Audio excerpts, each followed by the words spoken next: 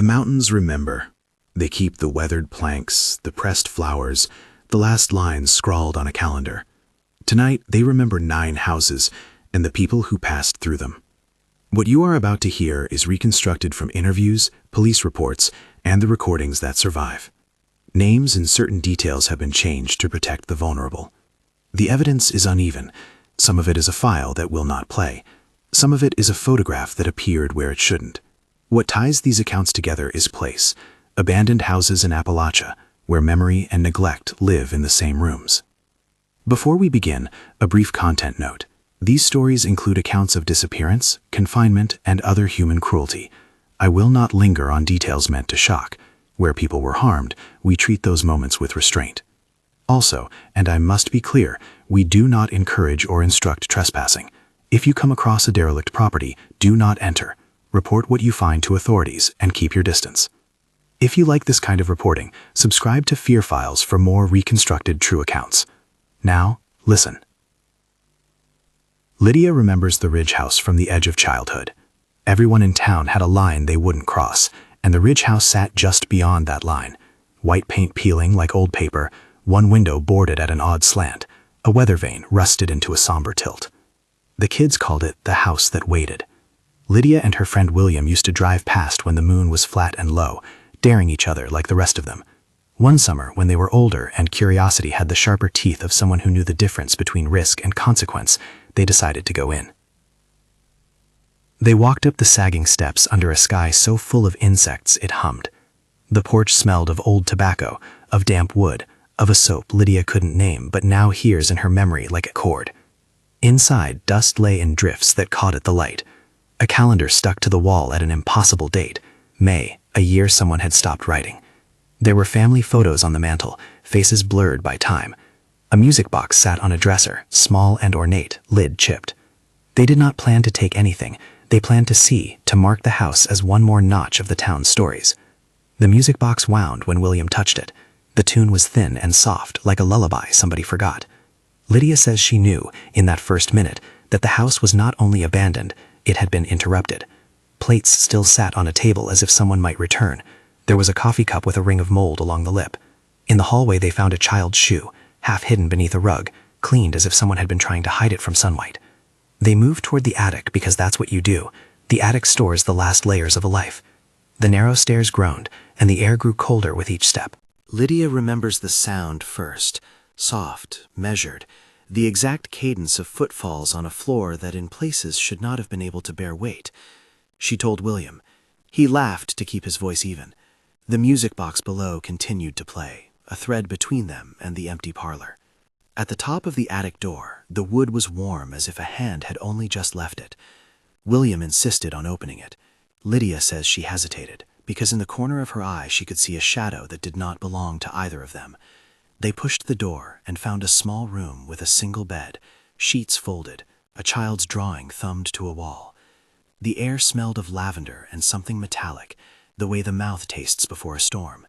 William bent to pick up the drawing. Lydia watched his lips shape in the half-light, like someone mouthing a prayer. Then a voice, the memory says it as gently as a hand on glass, called William's name from the floor below. It was not the house settling. It was not the wind. It was an adult woman's voice, low and intimate, as if calling a child from dinner. William went silent. He did not answer at first. Lydia says the way he turned his head made the sound worse. There was a recognition in his face, a shock she has never been able to fully separate from fear. The voice said his name again, almost the same syllables as his grandmother's, and then added a phrase she will not repeat for reasons of its intimacy. They ran. Lydia says they ran until the road blurred. After, they drove back in daylight with a rational plan, checked the footage they had taken. William's camera, an old handheld, had a file that would not play. The timestamp jumped. At the point where they had been in the attic, the file degraded into a fuzz of static and a single pane frame, an image of William on the steps, head bowed, though Lydia insists he never looked down there. The file was corrupted in a way that felt selective. The audio track cleaved at the moment before the voice. The rest of the recording resumed, as if nothing had happened. In the months afterward, William began waking to a voice that used his name. He would sit bolt upright at night and search the room for a woman who never appeared, scouring the grain of the ceiling as if it might open. Lydia moved her car to another side of town. She stopped taking the Ridge Road at night. Neither of them ever went back to the house. The Ridge House remained, over the years, as if waiting for a tenant. People in the town kept their distance. The property stayed under watch by neighbors who would occasionally sweep the porch or nail a plank more tightly into place. For Lydia, the oddest residue was practical. A music box melody she could not place at the grocery store, the sound of a footstep in a wood floor in an empty house somewhere else, and the reflexive halt that felt like being called by someone who was already gone. The Ridge House was, she says, a place where time had been cut and sewn poorly. It remembered things the people had tried to keep secret. The camera refused to tell them what it knew. After that night, Lydia kept a shoebox of photographs, prints she swore she had no memory of taking. She would find a picture on her kitchen table of herself standing by a broken fence. The angle was wrong. She swore she had not stood there that way.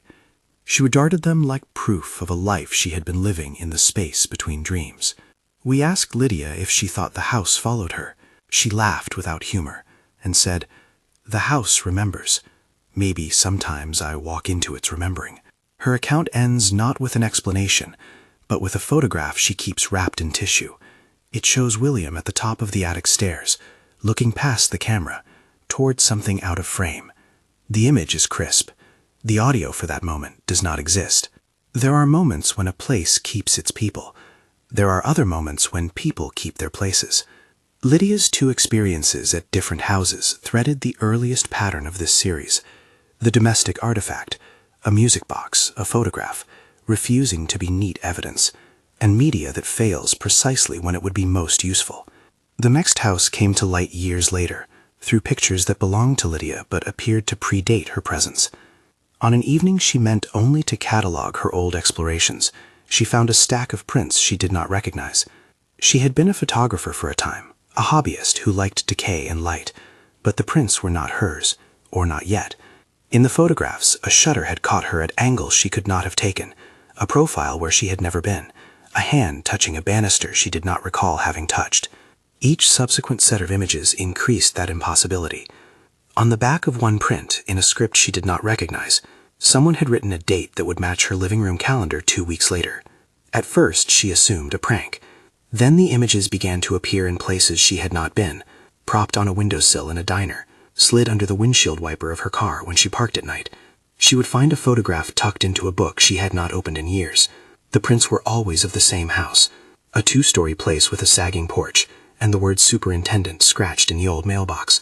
Lydia only ever referred to it as the superintendent's house in interviews, because that was the tag on one of the old directories she found inside. She says the photos were not merely miraculous, they were prophetic. In one, the attic door is half open. In the next, a picture placed on a shelf shows someone's hand moving in a way she later found herself doing. When she began deliberately taking photos of the house, trying to demystify the phenomenon by collecting evidence, she returned home to find prints already in a shoebox she recognized from her childhood. They showed her framing the exact shot she had taken that day, as if the house had rehearsed her movements. It was in the attic of the superintendent's house that she found 3 photographs pinned to an interior door. Each picture captured a different angle of the same room. Each showed Lydia in a position she had not yet assumed.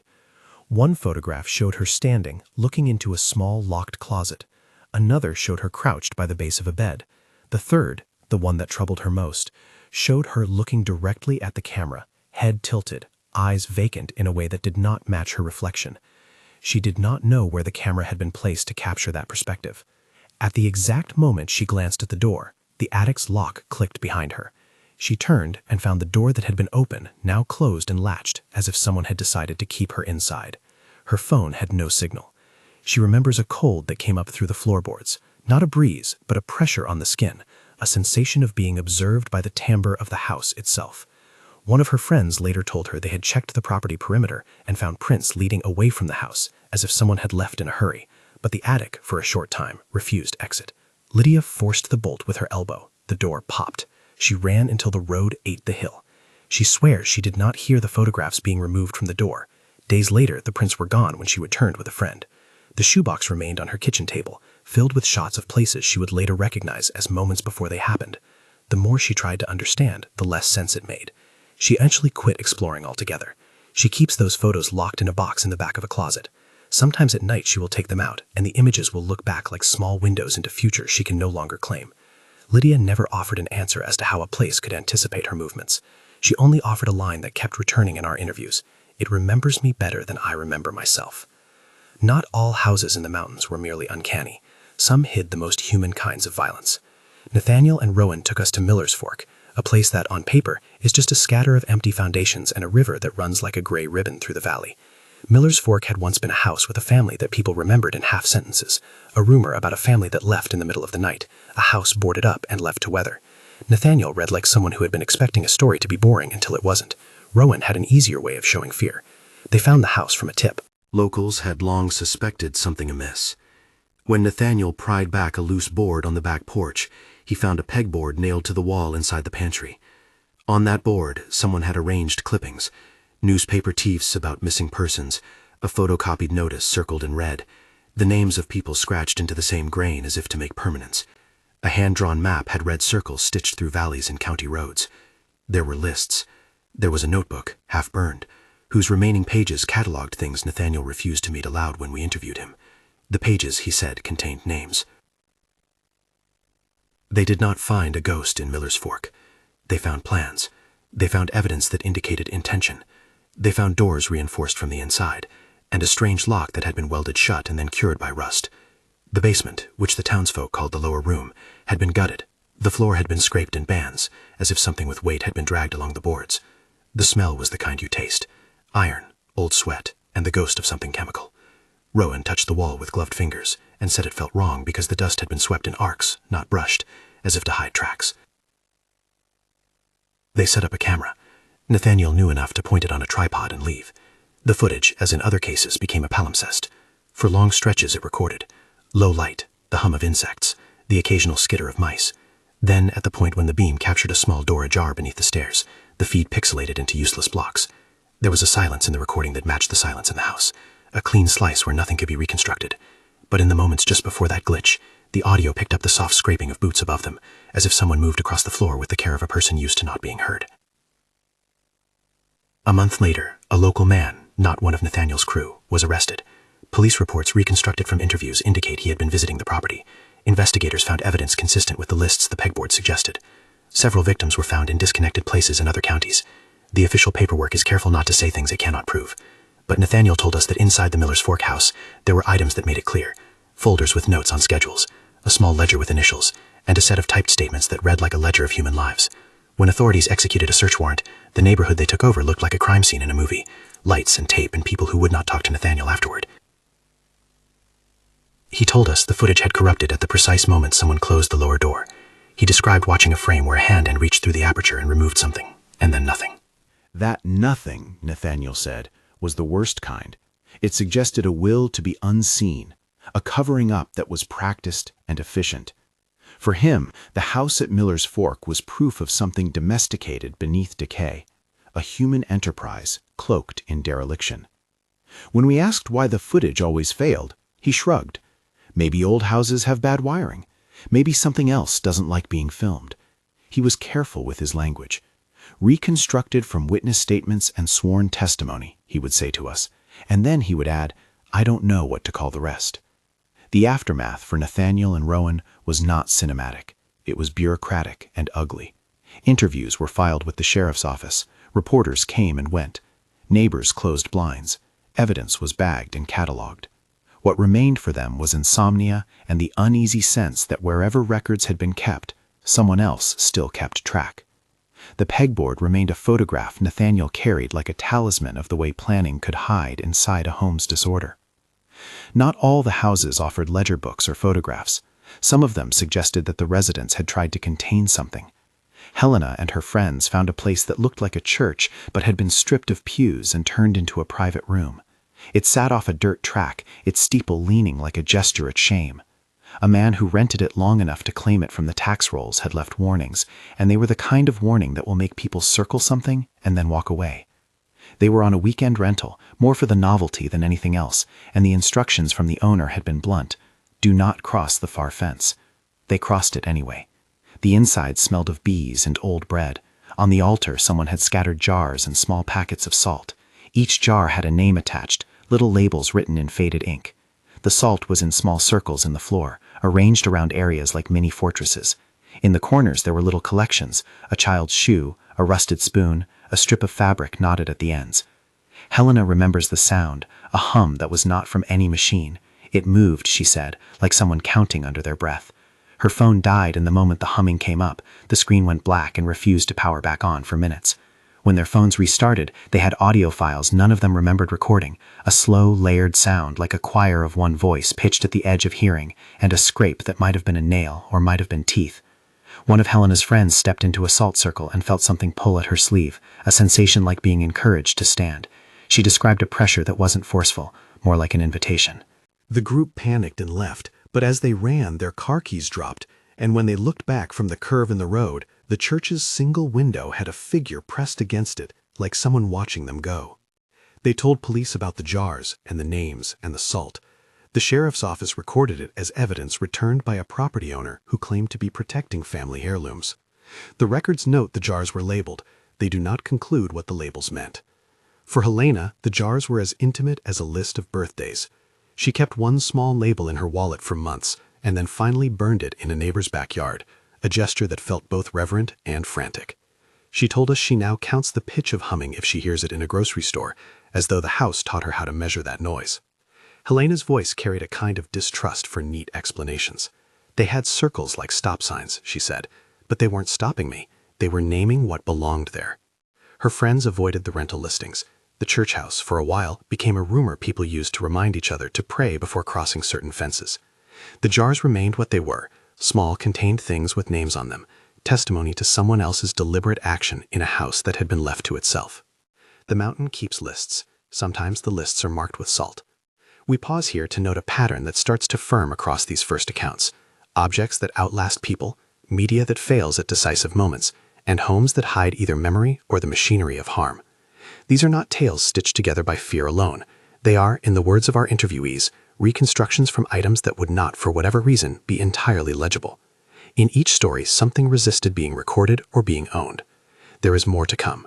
The houses we visited change in color and in the kind of danger they house, from that small, private uncanny to a more disciplined human threat. But even in the most domesticated of horrors, the mountain's memory does not always serve justice. Sometimes it keeps, with patient stubbornness, only fragments. The rest is for the living to try to weave into meaning. We drove on. The road narrowed and the trees tightened, and ahead lay a place people called by a name that suggested bitterness, a creek that had taken on the mood of the house that rose from its banks. Tobias had been warned about this place by his grandfather, a man who used old words for things and who left his own house with doors bolted from the inside. The Bitter Creek house was a slab of red-brown wood with its paint gone like an old bruise. Chains hung from a porch post like the remains of a swing. Tobias and Rowan agreed on the approach, slow, documented, and in pairs. Tobias remembered the metal smell as they crested the driveway, and a small, perfectly circular rust on the stoop, where a chain once attached to something larger than a jog. The porch step had deep scrapes where heavy things had been dragged. Inside, the smell they most noted was not mold, but an old oil and the ghost of cleaning fluids. Tobias knelt and ran his gloved fingers along a line of gouges in the floorboard. They were, he said, as if something had been pushed down into the wood over and over. The basement door had been secured by a reinforced fitting. It felt less like a latch and more like an industrial reinforcer. Tobias put his shoulder to it and found it move oddly, as if something on the other side tested the frame, like a hand pressing the thin part of a door to learn its give. The camera caught something at the lip of the basement, a stretched vertical blur that, in the video playback, resolved into nothing but a column of light, and then nothing. He swore they glimpsed a tall figure in a doorway on the porch at dusk, elongated and blurred, as if the camera failed to keep its focus, while the thing in front of it stayed too still. Tobias left with a weight that stayed with him. At night he would wake to the sound of a board being tested, a small knock like someone checking the grain for its weakness. He told his grandfather, who only shook his head, and pointed to a map with a red-inked circle where the house sat. Some houses, the old man said, are marked. They keep scores. The house remained sealed by locals for a time. Tobias says the scariest part was not what he saw, but what he could not prove. The image on his camera that listed as corrupted at the one point where a hand was visible in the frame. The same pattern strained across the recordings we had seen earlier. Something in the house preferred to erase itself from the record. For Tobias and his family, the real damage was not in a spectral figure, but in the nights after, when his sleep would shatter, and his hands would find the railing out of habit, as if expecting to be pulled down a stair. We drove farther into the valley, and the light changed. The creek ran low, and the houses grew leaner, their roofs pitched like old men bending into the wind. The coast of Story pressed on toward the rest of our list, a porch that stilled after a knock, a trailer whose floor hid a story, a boarding house with a cellar that smelled of bodies and bleach. We stopped the car at the next bend, the kind that makes you decide whether curiosity is courage or a callous thing. The road dropped, and beyond it the Saunders place waited with a porch light that once might have been hopeful, but now stared like a lantern left burning at the edge of a grave. Inside the porch of Saunders Place, somebody had carved a note into the step. The handwriting was an old, looping script, and the letters were clipped like the mortar between stones. Cecilia and her friends called this one the Lantern Bride House because of a story told by someone at the diner of a woman who waited with a lantern on a porch after a wedding that never happened. The group laughed at first about ghost brides and dares, but jokes thin when your lungs are cold with night air. Their approach was less methodical and more dares among friends. The porch knock came short and polite, as if the house could remember the old custom of announcing oneself. Cecilia heard a voice call her name in a cadence that pulled at the corners of maternal memory. The voice was small and private, like a lover's whisper. A knob turned slowly, without force, an old mechanism moving as if remembering a long routine. There were carved marks in the floor that matched symbols Cecilia's grandmother had once traced in flour on a cooking board, protective marks, not loud enough to be seen, but present for those who knew the pattern. The group fled, because that is what people do when something crosses into private language. Their car lights blinked back at the house like embarrassed moths. Cecilia found later in a kitchen drawer at home a slip of paper in her grandmother's handwriting that corresponded to what they had seen on the floor, advising certain small acts to keep you from staying. She took it as a warning, the old way people make sense of things, by cataloging and protecting, by naming what the house remembered so it would not take more. Her voice in the interview was small but steady. "It shouldn't have been able to call me like that," she said. "It shouldn't have sounded like my mother." She kept the carved scrap for a while and then burned it, not out of fear but to stop herself from going back. For Cecilia and her friends, the Saunders place taught a stranger kind of intimacy from an empty building, how memory can sound like someone you love, and how a house will keep the cadence of those voices long after the people who spoke them have gone. We had crossed into the deeper part of the valley by the time the sun sank and the air turned to something that felt like a warning. We had gathered enough footage and corroboration to keep going, but the road reminded us that the mountain records more than it reveals. The houses had offered us small windows, frames where a camera refused to render, jars with names, a pegboard of clippings, and photographs that anticipated their subjects. Each vignette asked the same uneasy question: when home carries memory, who keeps it and what do they do with it? There were hours more to drive, notes to transcribe, and people who had gone back to their lives with a weight at the base of their skull. The night tightened around us like a lid. We pulled off at the next flat and sat for a moment with the engine cooling. The valley hummed. The houses kept their own counsel. In the morning, we would visit Julian about a trailer that hid a hole in the floor, and Marjorie about a boarding house whose cellars smelled too clean and smelled too much like intent. But that would be then. For now, the mountain still listened, patient as a ledger. Morning came thin and gray, and Julian met us at the side of the road with coffee gone cold in a thermos and the sort of stare that had been rearranged by waiting. He had come down from the ridge where the quarry made the map look like it had missing teeth.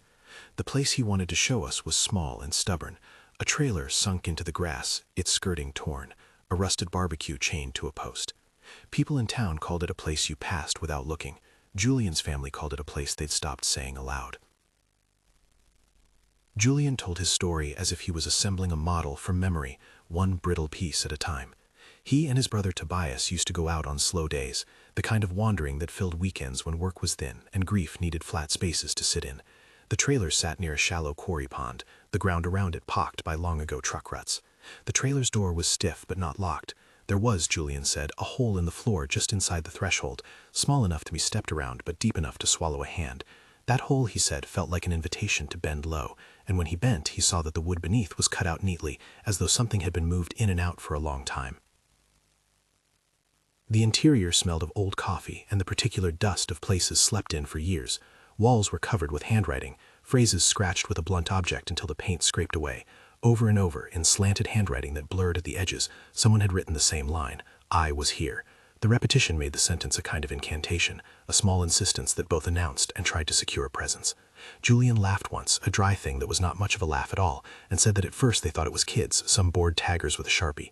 Then they found a boot, half buried under a loose board near the sink, and a folded paper tucked under a counter that had a timetable scratched into it, hours and place names, and a neat shorthand Julian did not know how to parse.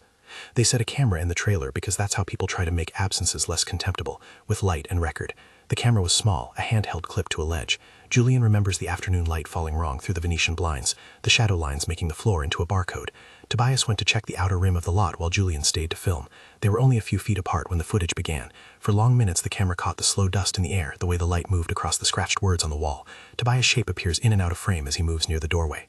Then, Julian speaks this part with the precise cadence of someone trying to keep a wound from widening.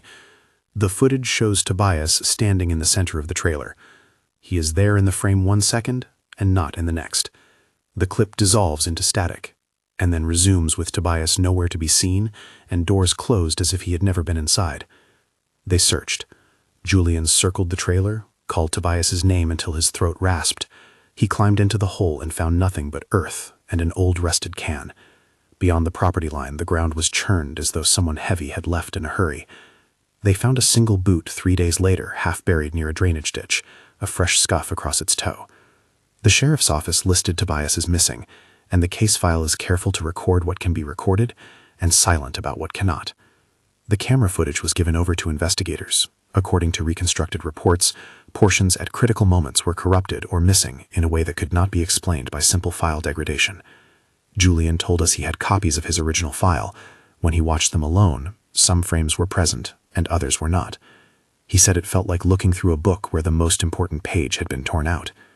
The community responded with the kind of attention small towns reserve for sorrow that could become scandal. Search parties formed. Someone owned a drone that flew over the quarry and made a video of the rough water reflecting clouds. Local church groups printed flyers and spoke at potlucks. Family dinners became long lists of places to look. Press clippings circulated with pictures of the trailer, of a dog tied to a porch rail, of a boy's shoe in a plastic bag. Weeks blurred into months. Julian stopped going to work some days because the dream kept finding him at random. Tobias, alive, smiling, then a hiss of static, and the hole where the steps had been. People tried to be practical. Officials filed reports that moved slowly through systems. The official status in county records became a single phrase Julian could not swallow. Presumed missing. What stayed with Julian was not only the absence, but the way ordinary objects became evidence of removal. A ring of condensation left on a table, the repetition of a scrawled phrase on the wall, a single corrupted frame in a video that otherwise behaved. At night he would sit in his truck and listen for the scrape of a boot. He would find himself checking the floorboards in his own house, noticing whether the nails were loose enough for a paper to be pushed underneath. The trailer remained in place, its skirting hanging at an angle like a lip. In the summer, someone painted over the scrawled words, and the paint peeled within weeks, revealing the same sentence again. I was here. Julian closed his account with a detail he kept repeating in different interviews, a scrap of paper he never managed to bring to the table fully. The last thing he saw on Tobias's phone before it went dark was a message that read, simply, "They are counting." We asked Julian what he thought had happened. He smiled with a kind of exhausted half-grief and said, "There are holes you can fall into, and holes that fall into you. The trailer kept something. Maybe it kept a way to make you forget the person who left." He did not use the word supernatural. He used the word forgetting. The mountain, he meant, had a way of swallowing. We drove away from the quarry with the smell of diesel in the cab and the weight of Julian's silence in our pockets. The pattern was becoming more precise.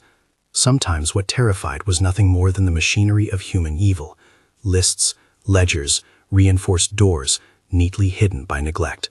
Sometimes the fright was less directly human, the sense of a place erasing itself, of media refusing to tell what it had seen. Either way, the evidence seldom greeted you plainly.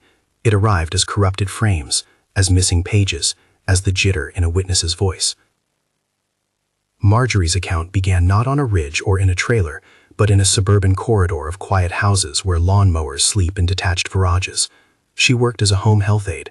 It was routine work, medications, meals, the small logistics of keeping someone else's life from tipping into collapse. One afternoon, a client handed her a ring of keys and a list of errands. The list included a name and an address. Marjorie drove a route she knew, but not that house.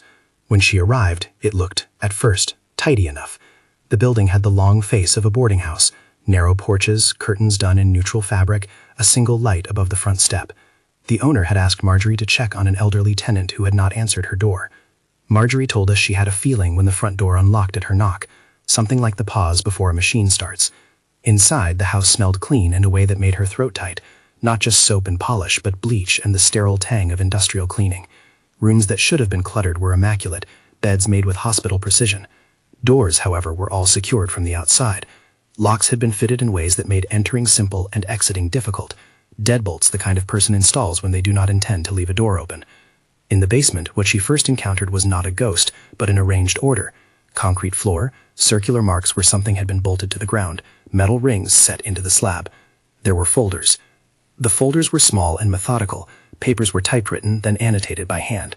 There were schedules, names, times, and rooms assigned with an economy that made Marjorie feel sick. She found small personal items, scarves, a shoe, a child's stuffed animal, placed in a row by the wall like offerings.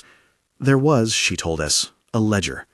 The ledger was the kind of object that settles in the chest like a stone. Names were listed, then crossed, then annotated with single words that suggested movement. Transferred, delivered, processed. Marjorie could not read the pages without a nausea that rose in the back of her throat. She says she heard men moving above her as she stood in that cellar. The house above her was, from the baseline of the hallways, too orderly to be neglected. The sounds were footsteps and muffled voices and the sliding of boxes. When she tried to open the cellar door, it would not give. She could hear the faint scrape of keys above. No one answered when she pounded on the floorboards. She found a small window at the back of the cellar and a crawl space that looked large enough for someone to get through if they were desperate. She climbed and pushed.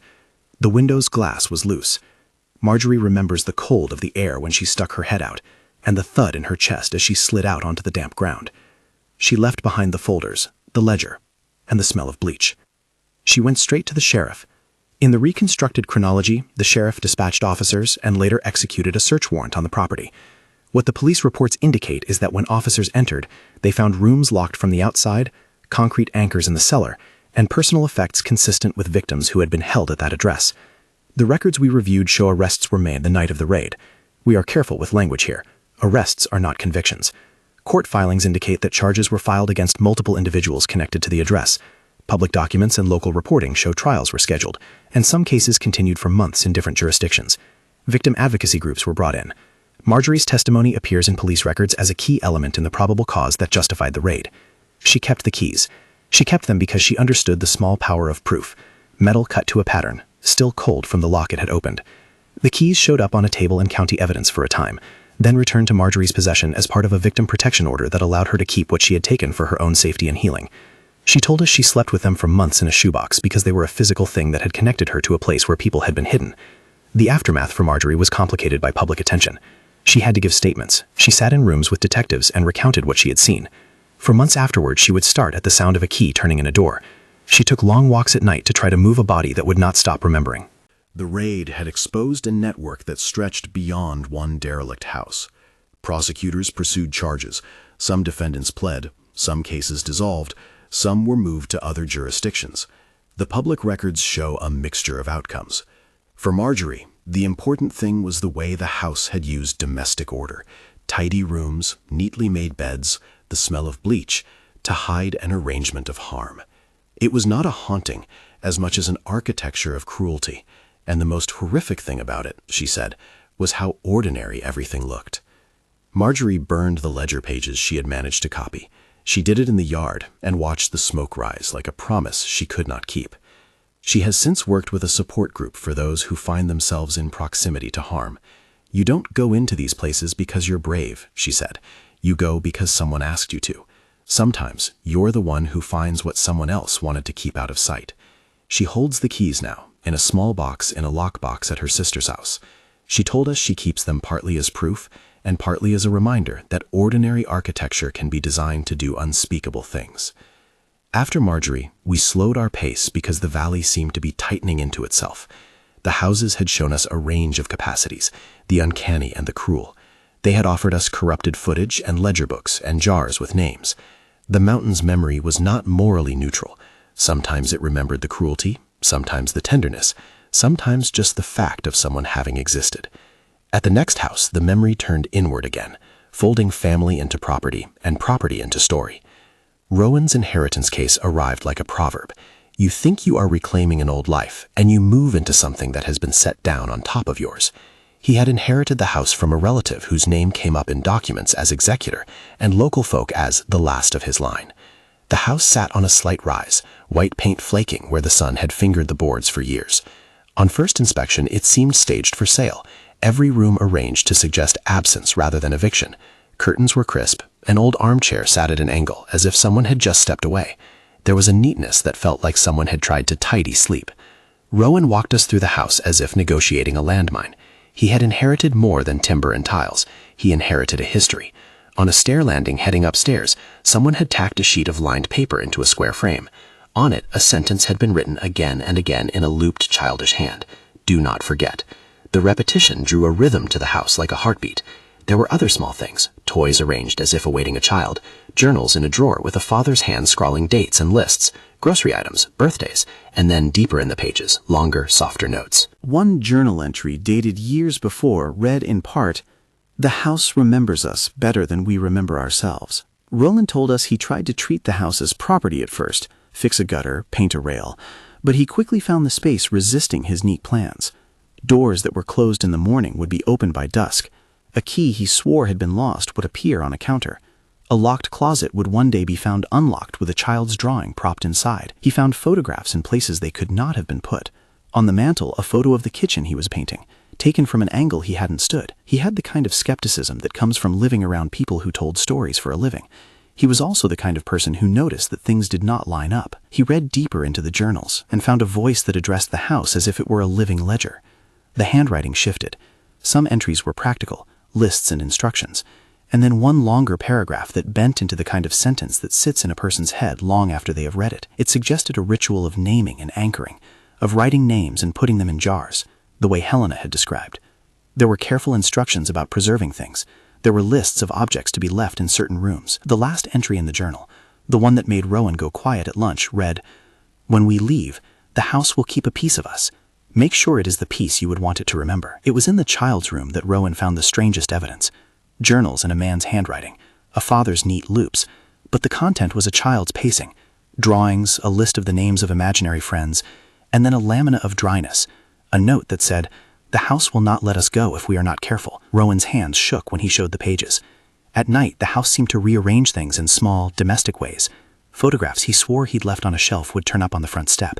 The smell of cinnamon and the ghost of molasses cookies would hang in the air when he thought he had only been alone for hours. The most unsettling event came on a late autumn day when he was sorting the attic. At the top of the stairs, he found a door that had never been there in the cosmos of his kitchen repairs, a narrow, painted piece with a keyhole. He had no key. He left it for a week, and then on a Tuesday when the weather was a close gray, he found a key on the kitchen table. When he fitted it into the lock, the key turned like someone had been expecting him.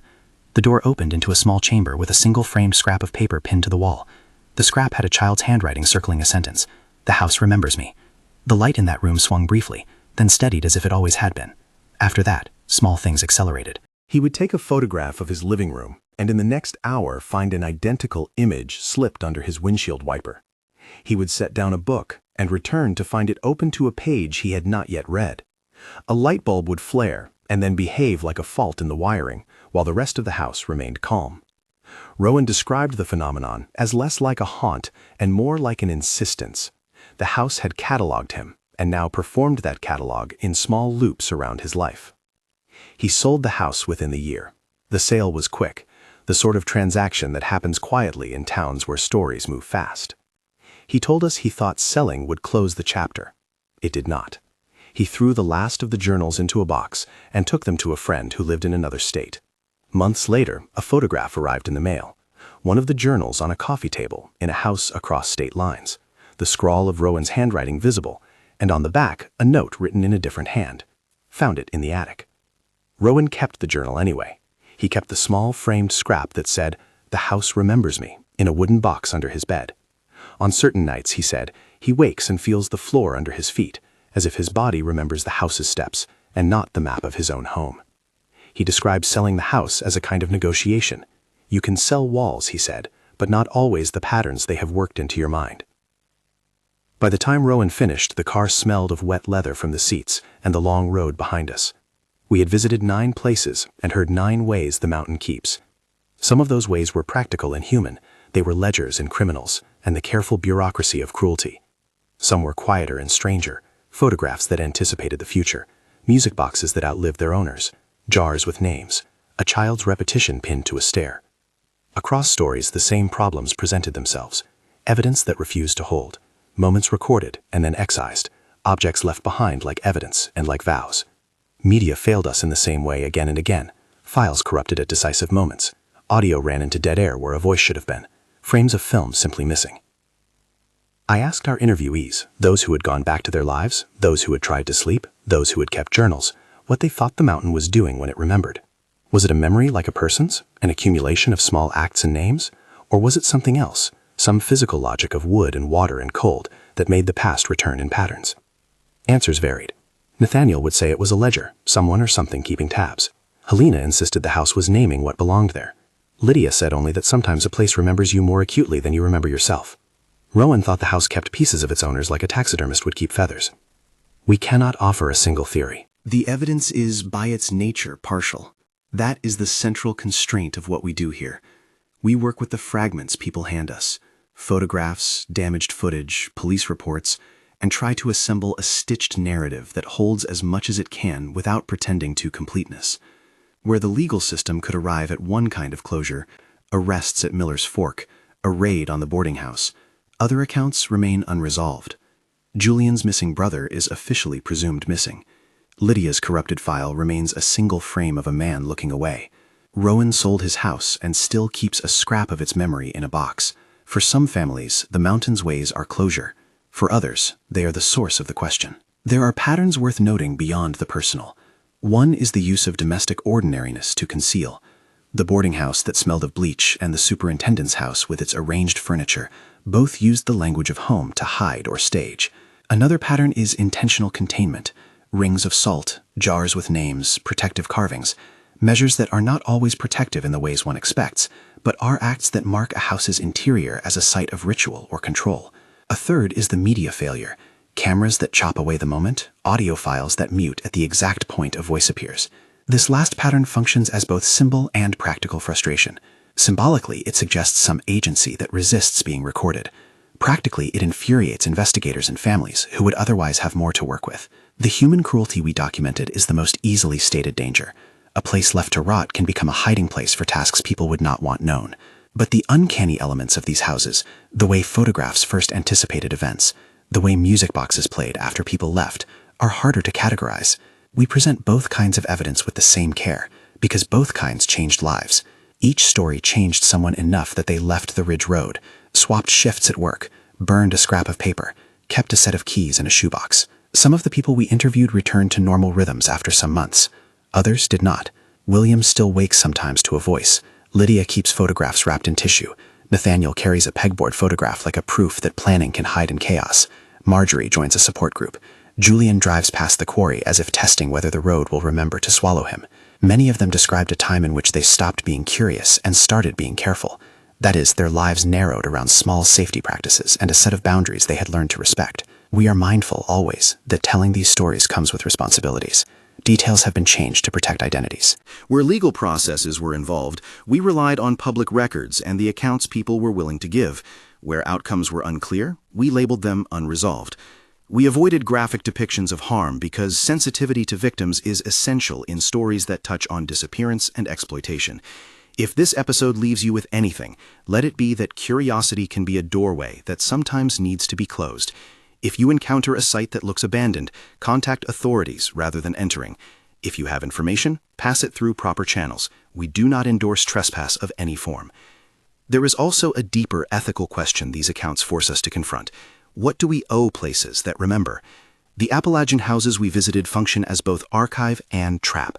The archive people, names, routines, things left on mantles, and they trap memories, sometimes in ways that deny families the clarity they seek. The mountain does not remember for justice.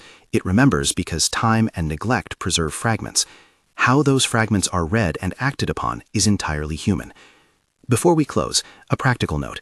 If any of these summaries resonates with something in your life or points you toward evidence, do not go alone. Contact local law enforcement or a victim assistance group. For those who find themselves carrying more than they can bear, help is available through national and local services. We will link to resources in the episode notes. And again, do not trespass. This episode is reconstructed from interviews, police reports, and the recordings that survived. We have tried to present what we could verify and to signal what remains ambiguous. 9 houses, 9 ways a place can hold a life. Sometimes those holdings are tender, old calendars and toys left in good faith. Sometimes they are obscene, ledgers and cells and bolts. And sometimes the holding itself resists being cataloged, leaving only the sense that a place has kept a piece of you. If these stories have held you, and you want more accounts reconstructed from testimony and public records, subscribe to Fear Files and check our playlist for similar episodes. We make these programs with the help of people willing to speak about hard things, and with the knowledge that what we recount may not answer all questions. The mountain keeps its ledger. It files things in its slow, indifferent way. Sometimes it shelters the lost, sometimes it hides the guilty. Sometimes it rehearses memory until it becomes a new reality. The people we met left with parts of those houses in their pockets, in their photographs, in their sleep. They told us over and over that the strangest feeling was not being terrified, but being owned by a memory that belonged elsewhere. On the drive back, the road narrowed to a single line between trees. The valley receded into the glass of the rear view. Out there, the houses, white paint peeling, boards nailed, hemmed against weather, sat like mouths that had said their piece and then closed. The notebooks, the corrupted files, the jars, the keys, these are the small documents of a region that remembers. We leave you with that thought and a request. Listen to what the living tell you, honor what they remember, and do not think curiosity is always a harmless thing. Sometimes curiosity is a map that points at a hole you cannot easily fill. Thank you for listening. If you want to hear more reconstructed accounts like these, subscribe and explore the playlist linked below. And please, if you ever find yourself drawn to an abandoned place, step back, document with safe distance, and contact the proper authorities. The mountain remembers, but we owe the living our care. The mountains remember people. Sometimes they keep pieces. Sometimes they give them back, slowly, in the form of a photograph or a court file. Sometimes they do not. Tonight, they remember 9 names.